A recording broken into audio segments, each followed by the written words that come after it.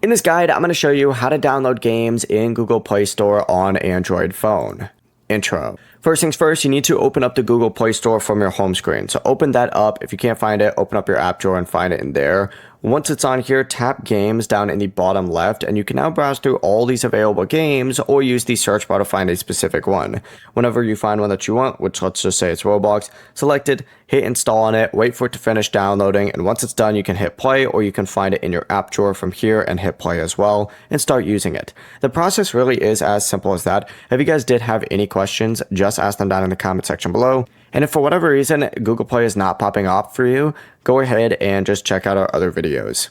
Before you do leave, make sure to like the video and subscribe to the channel with all notifications on. It really does help with the channel and it lets us know that you want more content like this. We'd greatly appreciate it. And if at any point throughout this guide you did have any questions, just ask them down in the comment section below and we can help you out further. I'm going to be doing my best to reply to every single comment down there. Peace.